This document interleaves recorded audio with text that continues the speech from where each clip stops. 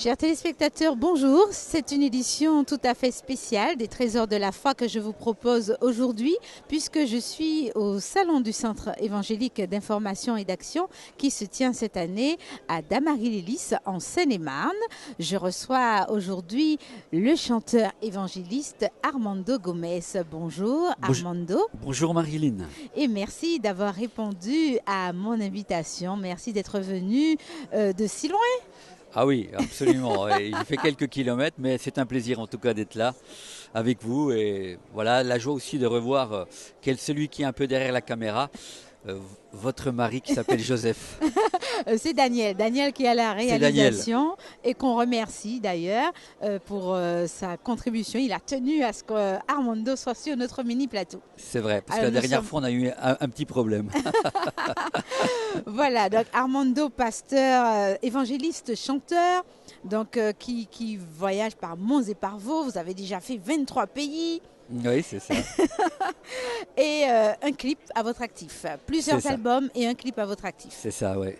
Alors, on va présenter les albums tout à l'heure, mais on va d'abord parler de votre travail d'évangéliste. Comment on parcourt autant de pays et puis comment on choisit ses missions? C'est à la demande, c'est Dieu qui donne la vision. Dites-nous tout. Voilà, donc oui. Alors, tout à l'heure, vous disiez pasteur, évangéliste, chanteur. Donc, moi, mon ministère, c'est vraiment chanteur, évangéliste. Oui. Et c'est Il ne faut pas séparer les deux. Voilà, on ne peut pas séparer les deux. Pour moi, en tout cas, non, parce que c'est ce que le Seigneur m'a donné.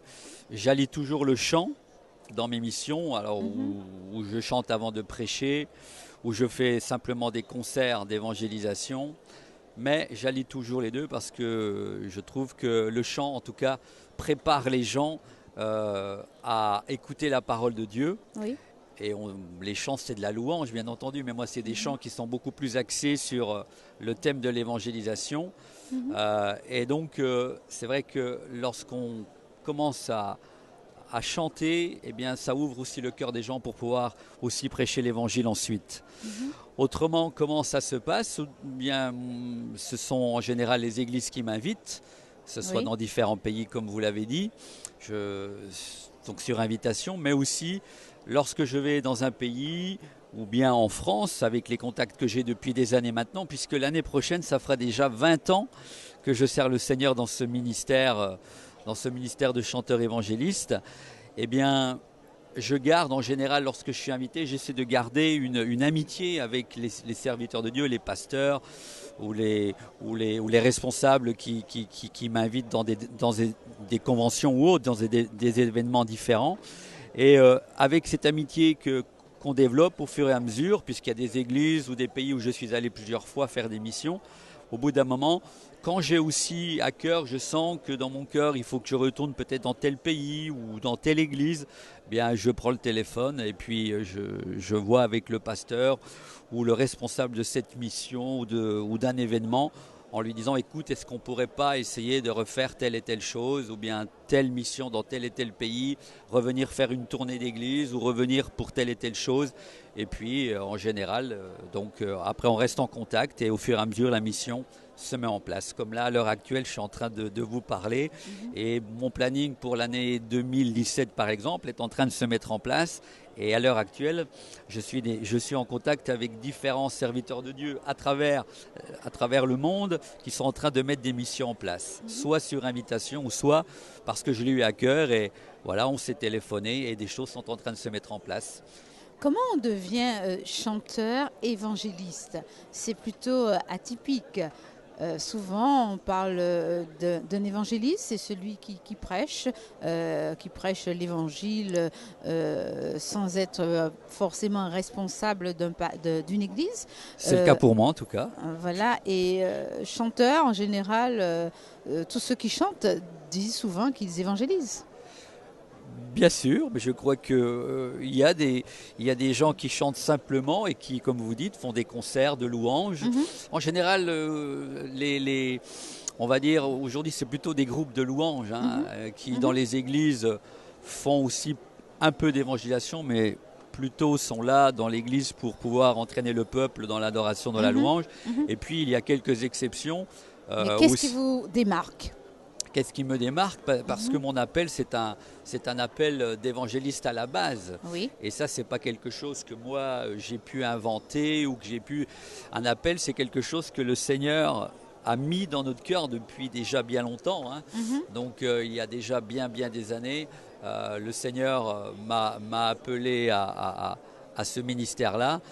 Ça remonte à plus de 20 ans maintenant, hein, puisque, comme je disais, l'année prochaine, ça ferait déjà 20 ans que j'ai de ministère. Oui. Et tout ça, c'est venu petit à petit. Mais en tout cas, en ce qui me concerne, c'est pas un hasard, puisque moi, avant ma conversion, j'étais disque jockey dans une boîte de nuit. Oui. Donc mon témoignage pourrait s'appeler d'une boîte de nuit à l'évangile. C'est là qu'est venu me chercher le Seigneur. Oui. Et donc j'ai toujours aimé ce qui est le contact avec les gens. D'accord. Donc pouvoir discuter, animer, comme c'était le cas avant ma conversion, animer des soirées, mais j'ai toujours aimé ça.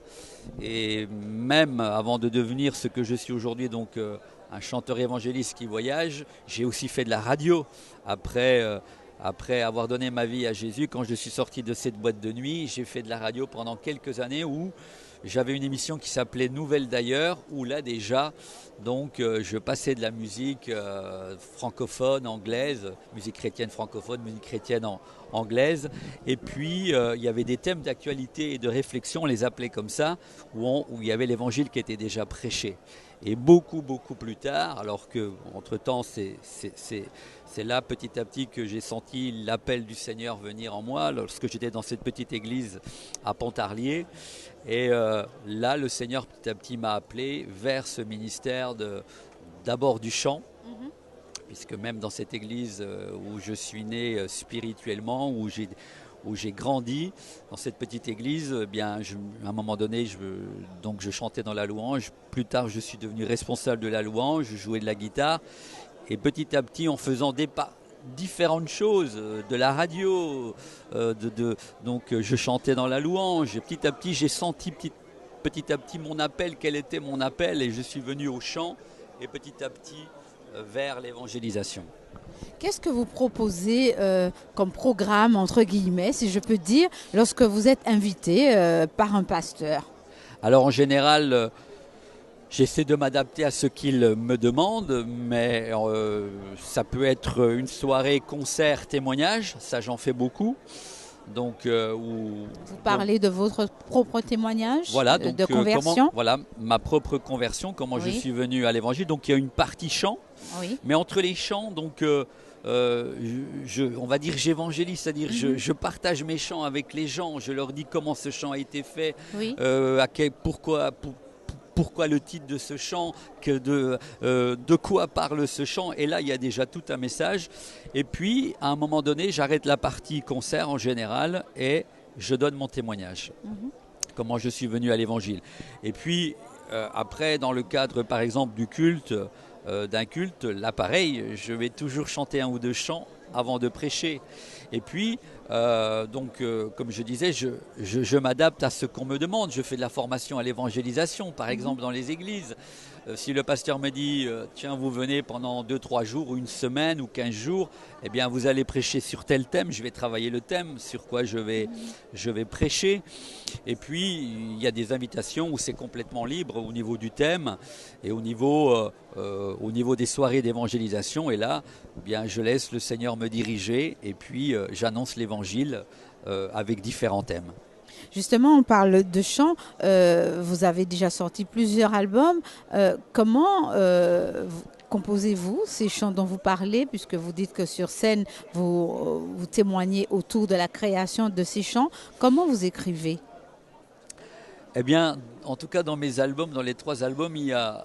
Alors, mes chants sont déjà très hétéroclite, on va dire, et la musique est très hétéroclite, puisque je prends différentes musiques, que ce soit du rap, que ce soit de la country, ballade, variété, slam. Il y a toutes sortes de musiques que j'allie avec des thèmes différents par rapport aux choses de la vie, qui vont bien sûr aller vers l'évangélisation pour pouvoir amener les gens à réfléchir sur quelque chose et les amener à connaître le Seigneur.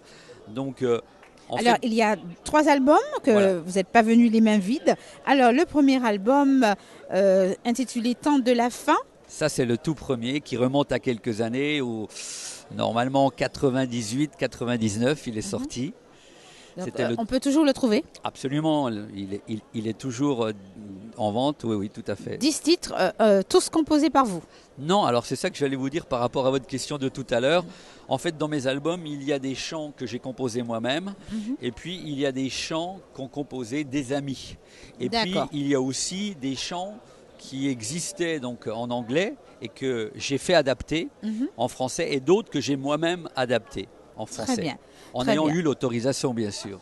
Est-ce que tous les chants sont toujours à visée évangélisation ou oui, alors on peut trouver un peu de tout? Oui, alors la plupart des chants sont tous évangélisation, à part dans le premier album et puis dans le dernier, l'album Il revient, où alors, il y a... dernier album, voilà, Il revient, on va montrer aux téléspectateurs, voilà, toujours disponible dans les bacs, comme tous les albums d'Armando Gomez. Absolument, que vous pouvez vous procurer. Alors, ça c'est le dernier, sorti en... Et là, dans le premier et le dernier, il y a à chaque fois... Bon, c'est surtout des chants d'évangélisation, mais il y a un ou deux chants d'évangélisation aussi, pas d'évangélisation, des chants de louange, pardon, que j'ai un petit peu adapté avec des musiques d'aujourd'hui, quoi. Alors celui-là, c'est l'album, le dernier, Il revient, 12 titres. Et puis on n'a pas parlé de celui-là. Et puis celui qui est entre Le deux. Grand Jour. Voilà, c'est l'album Le Grand Jour. Oui, alors 11 titres, celui-là, il est sorti en 1998. C'est celui-là qui est sorti. Celui-là, il est sorti un peu, donc 3 ans après le premier, vers l'année 2003. 2003, pardon, 2003.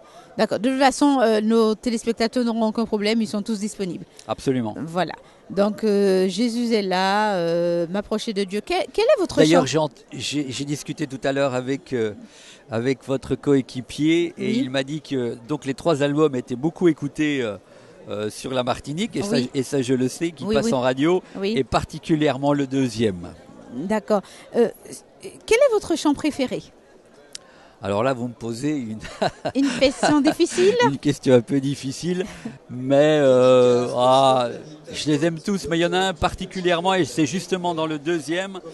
C'est le titre qui s'appelle « M'approcher de Dieu, c'est mon bien ». M'approcher, ça c'est un chant que nos téléspectateurs connaissent. M'approcher de Dieu, c'est mon bien. Très bien. Il est très rythmé et les gens en général l'aiment beaucoup, et je l'aime beaucoup. C'est un ami d'ailleurs qui l'a composé. Est-ce que vous avez des retombées sur ces chants justement que vous utilisez abondamment dans vos soirées d'évangélisation? Absolument. Parfois je reçois soit un email où quelqu'un va me dire voilà, tel chant, je l'ai écouté, il m'a profondément touché ou m'a touché.